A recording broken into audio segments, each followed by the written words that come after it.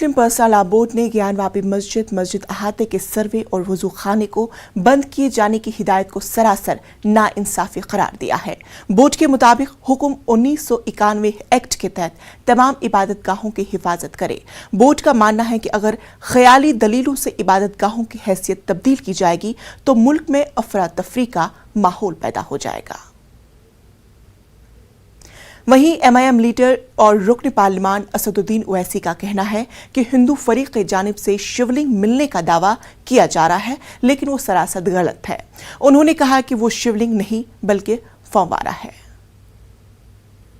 दावा किया जा रहा है कि शिवलिंग मिला है। वहां की कमेटी ने, मस्जिद की कमेटी ने कहा कि वो तो मस्जिद का फाउंटेन है, फव्वारा है, और हर मस्जिद में फव्वारा होता है। और दूसरी अहम बात यह है कि जो कोर्ट से जो कमिश्नर अपॉइंट हुआ वो कोर्ट को नहीं गया। जो पिटिशनर है उनका वकील दौड़कर जाकर जज साहब को बोलता, जज साहब ऑर्डर दे दिए।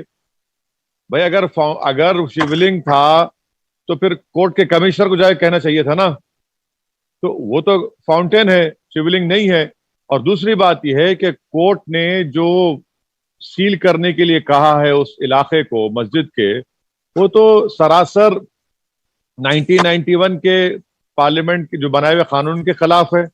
सुप्रीम कोर्ट ने जो जजमेंट दिया बाबरी मस्जिद राम मंदिर टाइटल सूट में, आप पैराग्राफ नंबर 83 पढ़ लीजिए, जिसमें सुप्रीम कोर्ट ने कहा कि 91 का एक्ट बेसिक स्ट्रक्चर का हिस्सा है।